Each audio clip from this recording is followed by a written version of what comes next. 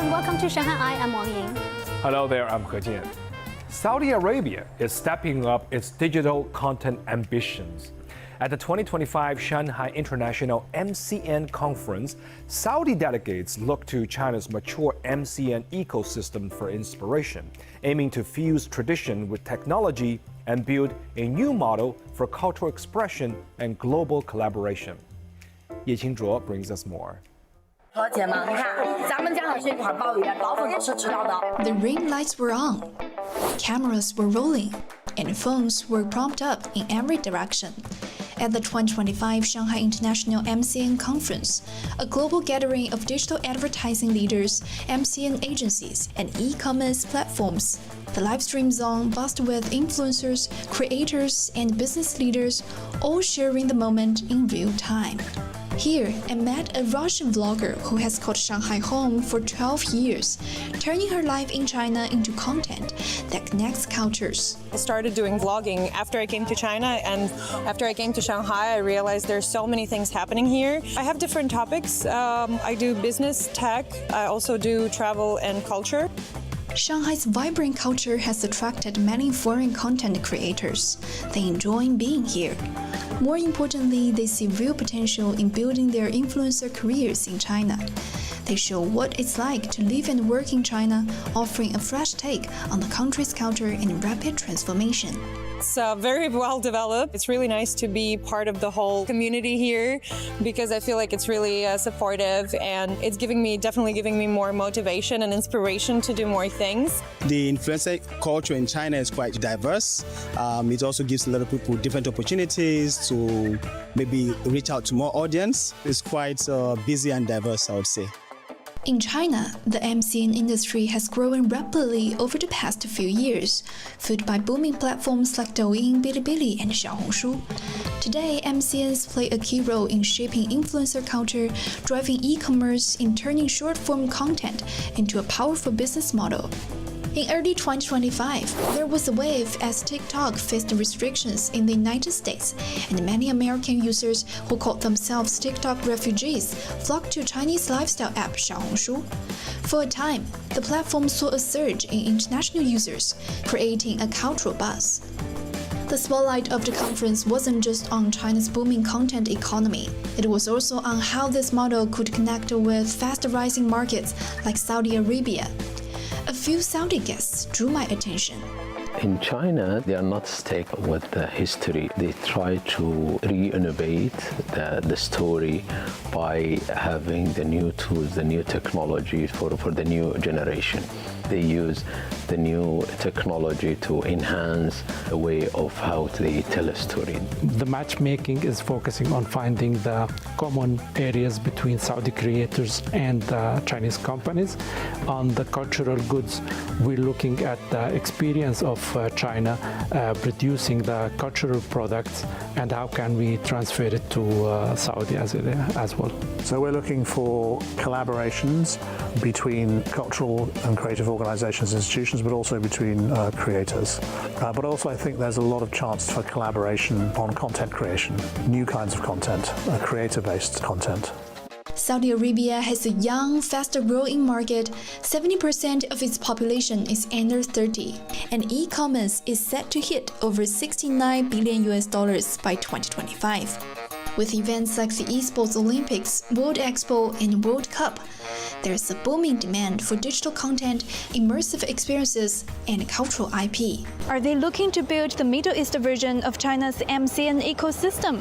So maybe Shanghai is where the learning starts. Chinese, I think, and Saudi, where they have like the same behavior and the same user experience and user needs. In Saudi, the good things that is like the heritage and the culture was different between the south and the north and east and west, which is like similar of what we've seen in China. MCN, when it comes to culture, is very much a huge youth phenomenon. MCN's providing younger people with a chance to define what they're interested in culture and also to create culture in new and different ways. MCNs are no longer just a business model, they've become a new platform for cultural expression and cross-border collaboration. A global conversation around content, influence, and culture is unfolding in full force, and the journey between countries has just begun. In Shanghai, the classroom of the future is taking shape. From smart blackboards to AI counselors and student-built robots, the city's schools are weaving technology into learning, preparing the next generation to lead in a tech-driven world. Ye Qingzhuo was at the 22nd Shanghai Education Expo, where the future of innovation was on full display. With 89 schools in Shanghai now designated AI education pilot campuses, the city government is signaling a bold push toward intelligent, tech-integrated learning. That ambition took center stage at the 22nd Shanghai Education Expo, where the future of learning was on full display. 7th grader Kang Jia-rui stands in front of a smart blackboard, writing a math problem she doesn't quite understand. Within seconds, the screen offers a step-by-step explanation, followed by a few similar problems. She often uses it during self-study periods and sees it as a second teacher. 我大概是2-3天又使用1到2次，因为这样可以让我们把课余时间很好的利用起来，不至于说一道题目搞不懂了，如果去问老师，发现老师不在，还得自己一遍一遍的想，想不出来，又得要去问其他同学。 AI is being used not just to teach, but also to listen. At one school in Shanghai, its role in supporting student mental health marks a powerful new frontier in education. 我最近压力有点大。 For many students, stress before exams or emotional struggles often go unspoken. Some are too shy to approach a counselor, others don't know how to express what's on their minds. A quiet and manned counseling room is changing that. Inside, students can interact with an AI-powered robot psychologist, a virtual listener that doesn't judge, doesn't interrupt, and gently guides students through personalized conversations based on their emotional needs. 我们有一个孩子可以跟他对话半个小时，就这个孩子他结束了之后跟我说，老师，我觉得我的问题解决了啊。那我说还需不需要我来帮忙？他说没关系，我能搞定。那我就觉得他是我们心理老师的一个补充，应该说还是非常非常好的。 For students in suburban areas, they don't need to leave campus to explore the universe now. With XR headsets, they step into a virtual version of Shanghai Astronomy Museum. Walking among planets, tracing Earth's evolution, and interacting with 3D models through simple hand gestures. 实际上 ，XR 眼镜它是一个跨学科的一种融合的一种平台啊，学生通过这样的一套器材，可以学习很多的知识点，不仅是天体运行方面的，也有可能是天体形成方面的，也有可能是生命的诞生这样的一个过程，不仅仅涉及到地理学知识，可能还涉及到化学知识啊、物理学知识啊，还有我们的生物学知识。 AI-driven innovation is more than a buzzword in Shanghai. At Luwan Senior High School, it's embedded in the school's DNA. As one of 6 Shanghai schools named a national AI education base, the school integrates robotics into everyday learning. Some of the most advanced robots in the market were displayed at the Education Expo, including UB-Tech robots and a humanoid robot by Unitree Robotics.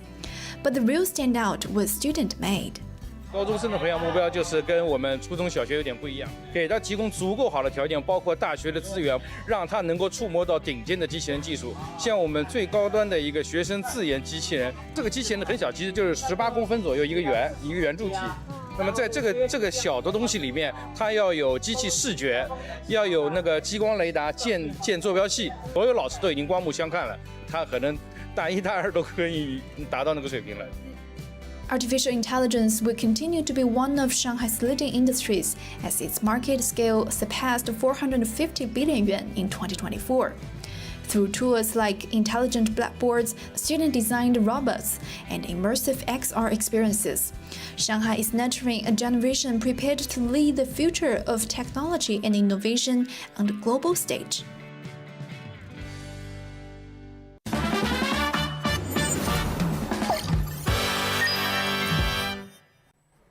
Now moving on to our Shanghai A to Z section. If you plan to order a tailored suit, I recommend the Southbound Fabric Market in Huangpu District. You can order various clothes there. Store owners inside the market have a lot of experience working with international clients. The market has 3 floors. On the first and second floors, you can find men's suits, coats, and women's clothing, such as qipao, a traditional Chinese one-piece dress, and regular dresses. The first floor features higher-end shops, better fabrics, and service, while the second floor has budget-friendly options. Now head up to the 3rd floor to buy fabrics, including many types of silk, along with some special textiles like velvet and embroidered items. And remember, it is a market, so you can always try to bargain, especially if you want to order more than one garment.